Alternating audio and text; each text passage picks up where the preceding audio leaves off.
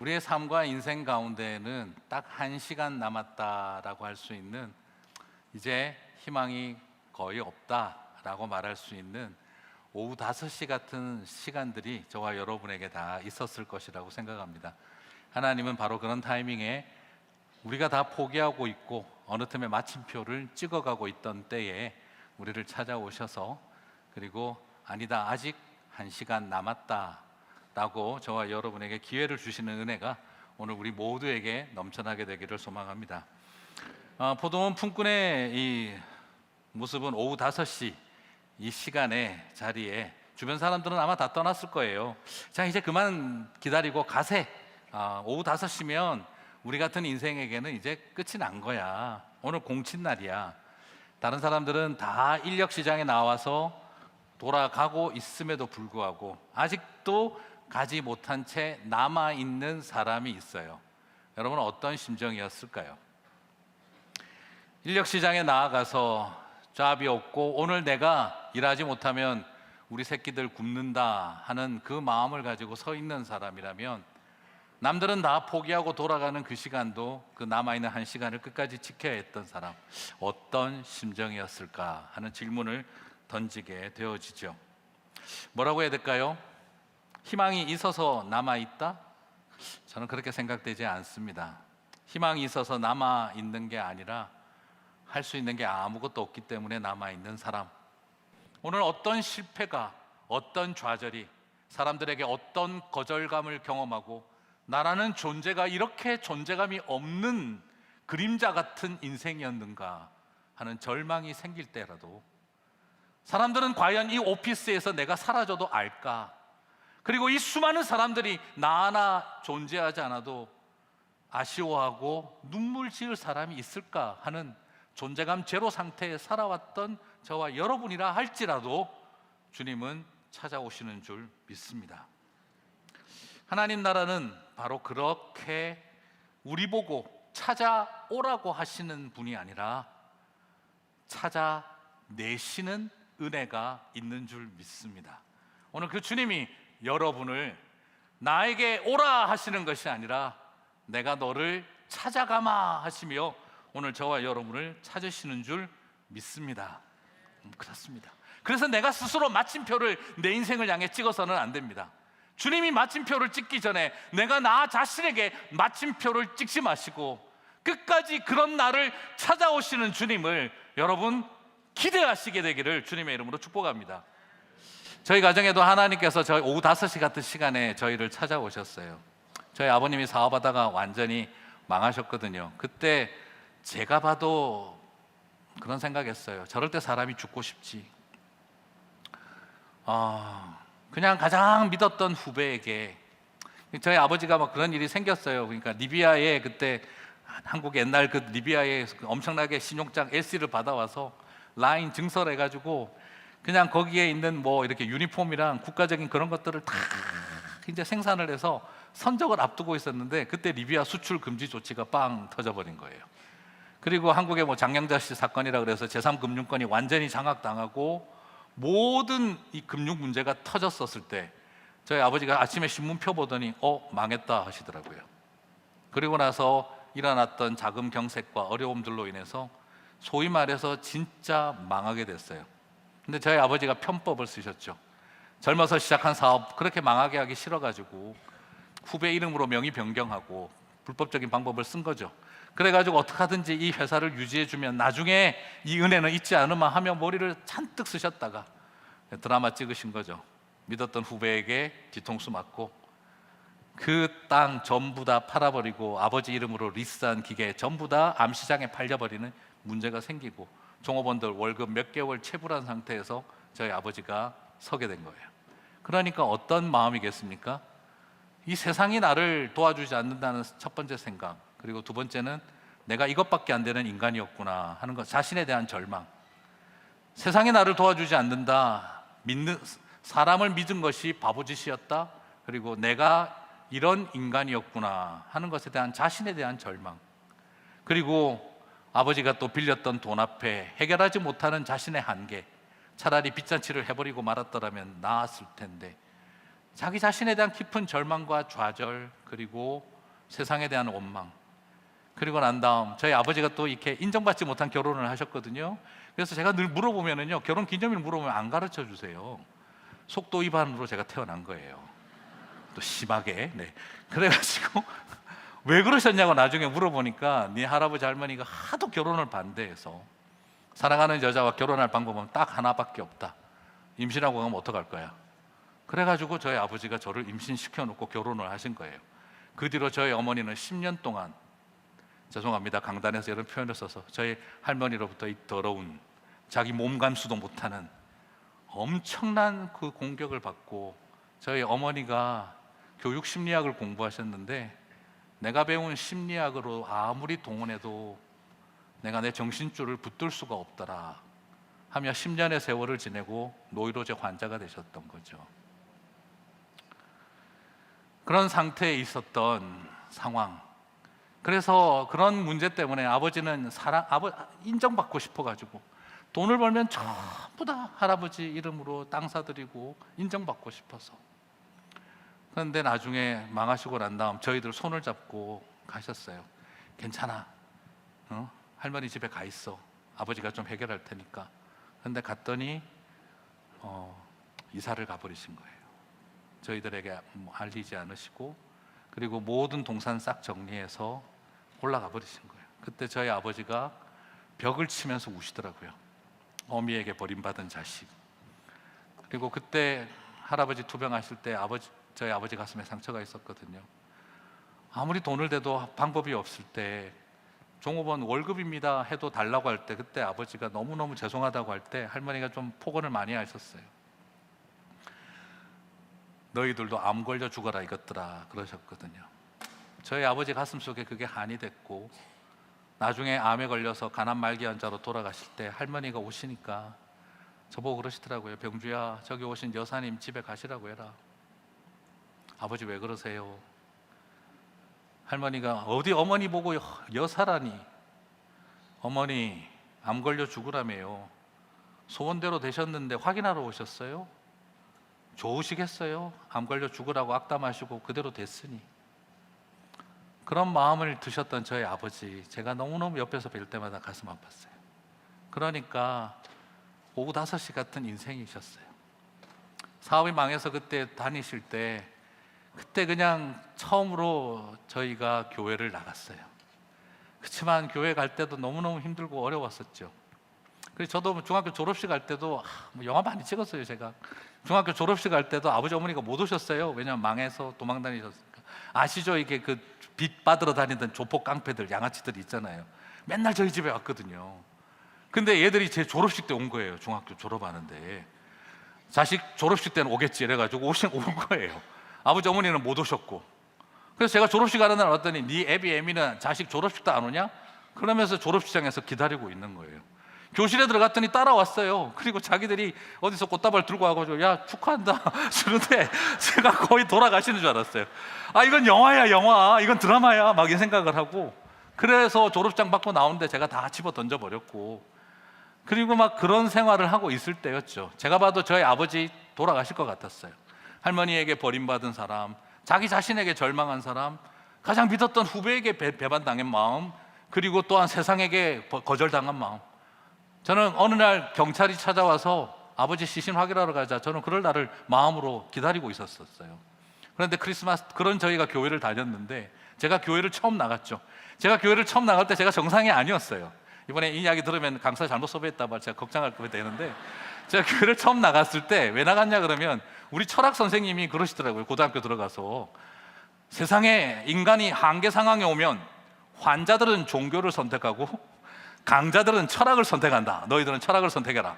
근데 저는 그 말을 듣고 있다가, 인간이 어떻게 한계 상황에 환자가 아닐 수 있지? 종교를 선택하자. 어디로 가지? 아이 교회 가자. 그래가지고 제가 교회를 왔어요. 새가족반에 딱 앉았더니 선생님이 어떻게 학생은 교회를 왔나?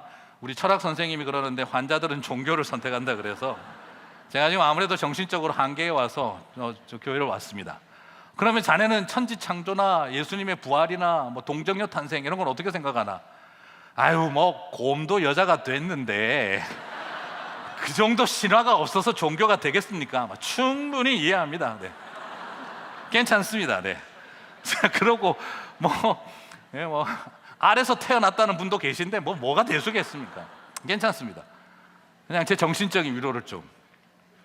실제로 그때 제가 너무너무 마음이 괴로워가지고 했던 일이 뭐냐면 낚싯줄 풀어가지고요 헝클어서 다시 감는 일이었어요. 그러면 한 3시간 동안은 아무 생각 없이 보낼 수 있어요. 그냥 낚싯줄 헝클어 놨다가 생각하기가 싫을 때 그냥 다시 낚싯줄 감는 거죠. 그러면 또 3시간 그냥 보내는 거예요. 그 당시 제가 그런 마음으로 버티고 있었어요. 큰아들이니까. 그냥 여동생 둘밖에 없는 전기, 수도, 가스, 전화 다 끊겨버린 집에서 버틸 수 있는 길이 그것밖에 없었으니까. 공부를 하고 싶어도 교과서밖에 볼 수가 없고 16절지, 누런, 갱지, 노트가 없어서 거기다가 써가며 시험 치는 날 학교 가서 친구들에게 문제집 빌려가지고 겨우 한 번 보는 정도. 버스를 갈아타야 되는데 돈 아끼려면 걸어가야 했고 점심때 도시락은 없었으니 정말 수돗물 털어서 물 마시고 그때 조금 밥 더 먹었으면 지금보다 덩치가 더 컸을 가능성이 있는데 그런 시간들을 보내었던 저였고 그런데 크리스마스 이브 때 아버지가 오신 거예요. 그래서 교회 가서도 저는 그냥 늘 문제였었죠. 그런 상태였으니까. 그래서 새가족반에서 질문 몇 개 했더니 그 다음 주에 가니까 전도사님이 저를 따로 공부하자 그러더라고요. 다른 애들이 시험에 든다고. 그냥 교회를 그렇게 다녔었어요. 크리스마스 날 선물 교환한다는데 선물 교환하고 올라이트 할 돈이 없었기 때문에 저는 집에 있는데 그날 아버지가 오신 거예요. 아버지가 집에 오셔가지고 케이크도 들고 오고 그래서 같이 크리스마스 케이크 그냥 먹고 이야기 나누고 있는데 갑자기 문을 쾅쾅쾅쾅 누구냐고 그랬더니 송 사장 안에 있는 거 알아 나와 막 이러고 소리 지르는 게 보니까 이 양아치들은 크리스마스 때도 와가지고 분명히 이때 올 거라고 생각하고 잠복 근무를 하고 있었던 거예요. 주님이 오시고 천사들이 와야 되는데 깡패가 임재하셨어요. 덩치 큰 저희 아버지는 나가려고 하시는데 제가 아버지를 잡았어요. 제발 조용히 하시고 제가 이 사람들 많이 상대했으니까 알아요. 아버지 제발 그냥 있으세요. 그리고 제가 부엌에 가서 칼을 들고 나갔어요. 칼을 들고 나와서 고등학교 1학년짜리가 그 문 앞에 서서 온 동네 사람 다 들리게 아파트 그 긴 복도 이렇게 해서 소리를 질렀어요. 집에 여동생 둘밖에 없고 깡패들이 쳐들어왔어요. 제발 경찰서에 신고 좀 해주세요. 제발 경찰서에 신고 좀 해주세요. 온갖 소리를 질러대며 제가 칼을 들고 앞에 서니까 그 양아치 같은 깡패들도 당황을 한 거죠. 고등학생이 눈에 불을 켜고 나오니까. 그래서 저를 쳐다보더니 야 네가 우리랑 싸워서 이길 수 있을 것 같아? 근데 제가 또 드라마 하나 찍었죠. 못 이기겠지. 그러나 하나는 죽일 수 있겠지. 누가 죽을래? 하고 제가 나갔던 거예요. 오늘 강사 섭외 잘못했다. 자꾸 그런 생각. 무서운 사람 맞다 이번에. 고1 때 제가 눈에 불을 켜고 나오니까 얘들도 놀랬는지 가만히 쳐다보더니 다음에 보자 하고 아파트 사람들이 막 나오고 이러니까 난리가 나니까 가더라고요. 그리고 방에 들어와서 칼을 내려놨는데 다리가 후두루두루 떨리고 주저앉아서 울었어요. 그때 저희 아버지가 저한테 나오시더니 저를 끌어안고 같이 한참 우시고 병주야 사실 너희들 얼굴 마지막으로 보고 아버지 죽으려고 했다. 근데 네가 살려고 몸부림치는 걸 보니까 애비가 살아야겠다는 생각이 든다. 어떤 일이 있어도 포기하지 않을게. 미안하다 하고 우시더라고요. 그리고 제가 교회에 가서 나간다고 이렇게 그 새벽송 한다고 특송 연습하고 노래 부르고 있는데 혼자서 뒤에서 얼마나 울었는지 몰라요. 정말 이렇게 오신 걸까? 내가 약할 때 강함 주고 가난할 때 우리를 부욕해 하신 나의 주 감사. 그 찬양이 제 마음속에 들어오고 그래서 이 땅에 예수님이 오셨구나 하는 것을 고백하는 싸움이 저에게는 얼마나 큰 싸움이었는지 몰라요. 그렇게 오후 5시 같은 시간에 하나님은 저를 찾아오셨고, 그때 제가 기도하는데 만약 한 명이라도 나섰더라면 어떻게 됐을까? 그리고 내 인생은 어떻게 됐을까? 생각만 해도 두렵고, 하나님이 나를 지켜주셨구나, 그들을 붙잡아 주셨구나. 저는 그 고백이 들면서 그 다음 다윗이 그 가드왕 아기스 앞에서 미친 체하며 벽을 긁으며 침을 흘렸던 그런 심정에 하나님이 그에게 시편을 주셔서 하나님이 나를 지키셨다 하신 게 이런 거였구나 하는 걸 뒤늦게 알 수 있었죠. 저희 아버지도 참 많은 치열한 싸움을 그때부터 겪어 오셨어요. 정말 그러는 가운데 아버님이 나중에 이제 교회를 다니시게 됐지만 쉽지 않으셨어요. 그래서 그냥 뭐 맨날 그냥 마음에 그냥 교회는 다니는데 그냥 하나님은 붙드는데 술이 안 끊어지시는 거예요. 그래서 그냥 밤새도록 그냥 막 돈이 없으니까 그냥 깡소주만 드시다가 아침에 그냥 오시지 또 새벽 기도를 가시네요. 그냥 가서 뒤에 앉아서 그냥 주님 뱃속에 좀 넣으셨으면 좀 그냥 오시지, 또 거기서 주여 하다가 또 다 토하고 그냥 막 교회 쓰러져 계시고.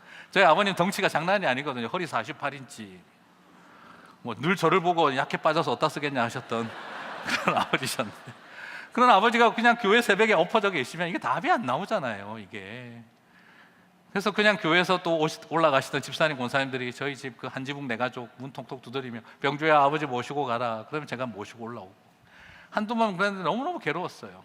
근데 그날도 아버지가 술을 많이 드시고 또 교회에서 뒤에서 주여 하다가 또 토하고 엎어져신 거예요.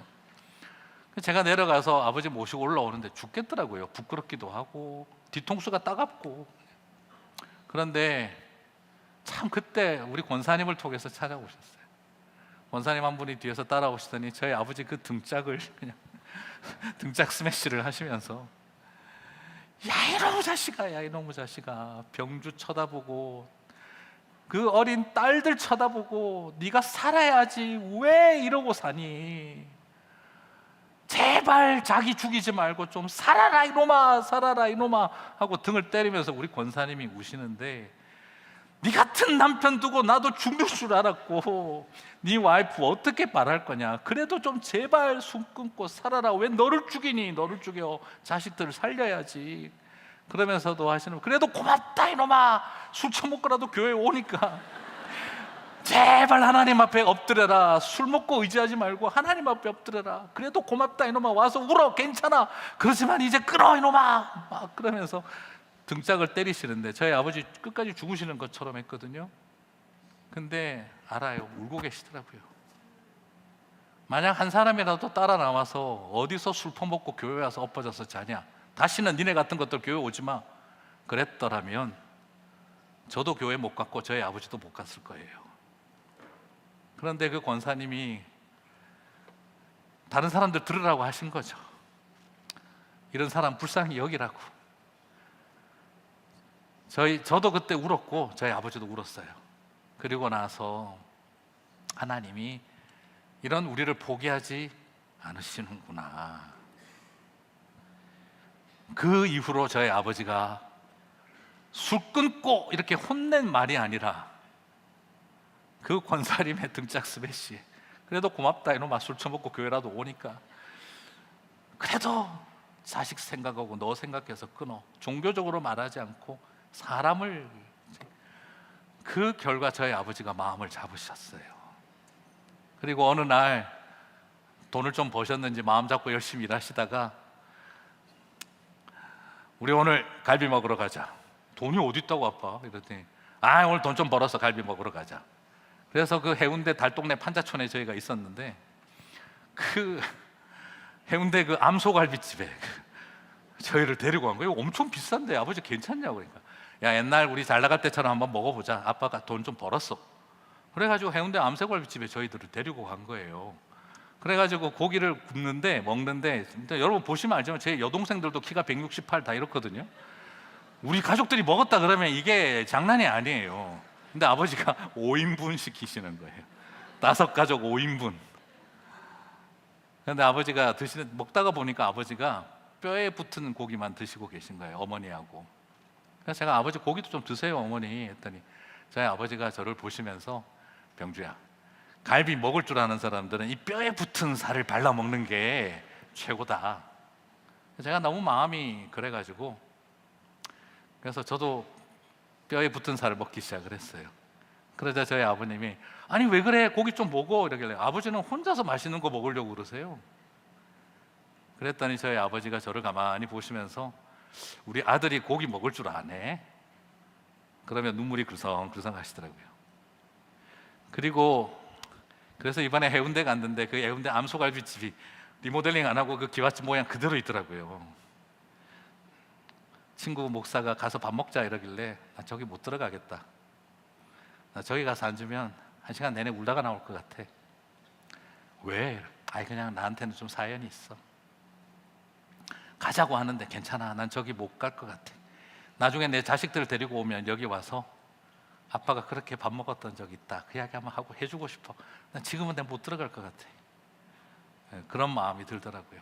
그리고 와서 그 해운대 판잣집에서 같이 앉아서 가정 예배를 드리는데 그날 가정 예배를 드리는데 우리 가족이 찬송을 불렀어요.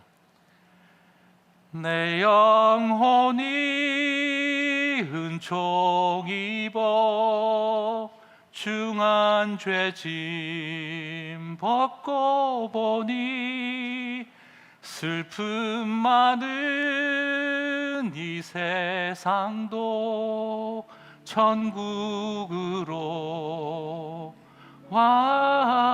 와도다. 할렐루야 찬양하세. 내 모든 죄 사함받고 주 예수와 동행하니 그 어디나 하늘나라. 그 판잣집 학고방에서 이 찬송을 부르는데 여기가 천국이 될 수 있구나. 예수를 믿고 슬픔 많은 이 세상도 천국이 되는구나. 오후 5시 같은 시간에 환경이 최악이지만 하나님 나라가 여기에 임하는구나. 그때 처음으로 하나님 나라가 여기에 임하시는구나 하는 것을 고백할 수가 있었어요. 저도 잘못 잡아서 죽는 줄 알았습니다. 그러나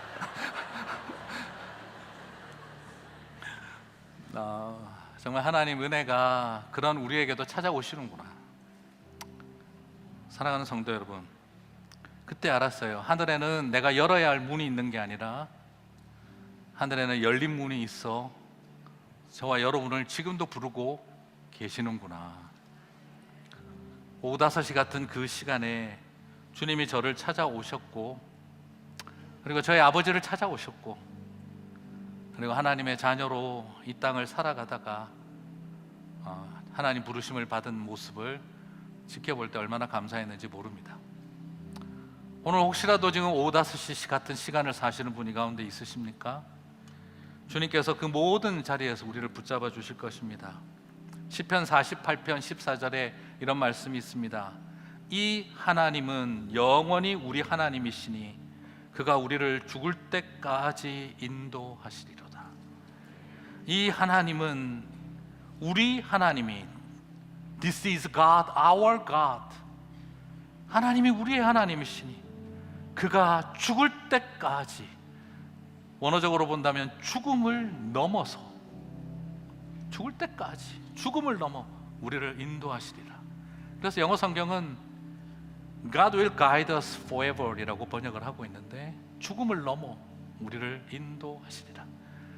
여러분, 어떤 오후 5시와 같은 시간을 보내고 있으시든지 주님이 마침표를 아직 찍지 않으셨습니다. 하나님이 마침표를 찍지 않은 일에 여러분이 마침표를 찍지 마시고 열어야 할 천국 문을 찾아다니지 마시고 열린 문에서 저와 여러분을 향해 손 내밀어 주시는 주님을 붙잡을 때 슬픔 많은 이 세상도 천국으로 화하도다.